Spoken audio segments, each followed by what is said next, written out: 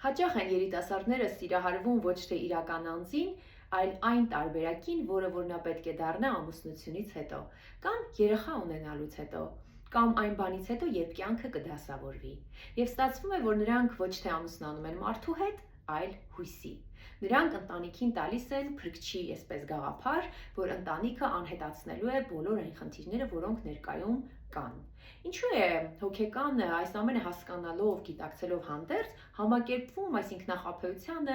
այս խնդիրների վրա աչք փակելուն, ինչու։ Ինչու, որովհետև գուցե անձի մոտ կա այդ նստած փոքրիկ երեխան, որ մտածում է, եթե ես բավարար լավը լինեմ, ես կկարողանամ ստանալ իմ ուզածը։ Եվ մարդը մտածում է, որ ամուսնությունից հետո ես ամեն ինչ կանեմ, ես կլինեմ այսպիսին, այնպիսին, որի արդյունքում իմ դիմացինը կփոխվի։ Կամ այդ ամեն ինչի մեջ կարող է լինել նաև վերահսկման ծածկված այսպես միտումը, որ ես նրան կփոխեմ, հա, ես ինչ որ բաներ կանեմ, ինչ որ իրադարձություններ, միջոցառումներ այսպես կկազմակերպեմ, որի արդյունքում նա կփոխվի։ Կամ գուցե կան սոցիալական սպասելիքներ, ճնշումներ, ինչու ոչ, որ արդեն այսքան տարի ընկերություն եք անում, հիմա չեք բաժանվելու, այսքան ժամանակ իրար հետ եք, եթե պիտի բաժանվեիք, շուտ մտածեիք այդ մասին, կամ անգամ եթե երկար ժամանակվա ընկերություն չի, ուղղակի անձը մտածում է, որ արդեն տարիքս է,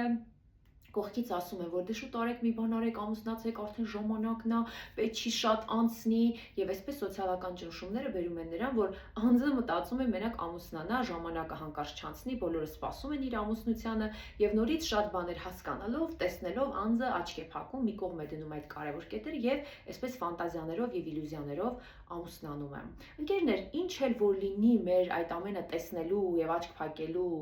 պատճառը, ես առաջարկում եմ, որ այն զույգերը, որոնք հիմա գտնվում են հենց այդ փուլում, որ ուզում են հասկանան իրար հետ ուզում են լինեն թե ոչ,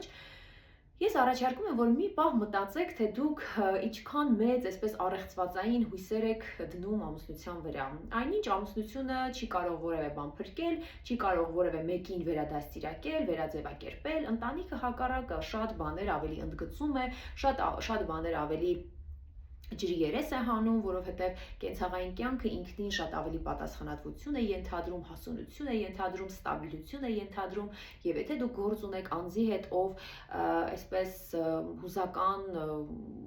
միայնակության մեջ է հիմա ձեզ թողում, դա ամուսնության շրջանում շատ ավելի դժվար տանելի է լինելու։ Եթե հիմա նա ձեզ դավաճանում է, ամուսնությունից հետո ոչ ոք չի անհետանալու, այդ վարքը նորից կրկնվելու է անշուշտ։ Եթե հիմա անձը վախենում է պատասխանատվություն ստանձնելուց, դա նորից ոչ միտեղ չի անհայտանալու, հակառակը ընտանեկան կյանքում շատ ավելի մեծ առիթներ են լինելու եւ անձը շատ ավելի հաճախ է ցույց տալու իր այդ վարքը, որ վախենում է կամ խուսափում է կամ դիմադրում է պատասխանատվության ստանձնումից։ Ընկերներ, մտածեք այս մասին։ Ուղղակի ձեզ հարց տվեք. այնպիսին, ինչպիսին ես տեսնում եմ հիմա իմ դիմացինին, նա եթե չփոխվի դիմացի 100 տարին, ես պատրաստ եմ նրա հետ մնալ այս հարաբերությունների մեջ։ Ես ինձ այստեղ լավ եմ զգում, բավարար ապահով եմ զգում, որովհետև հետո, երբ որ անձը արդեն ամուսնության ընթացքում հասկանում է, որ ամեն բանի սկզբանե տեսել է ու հասկացել է, բայց ընտրել է,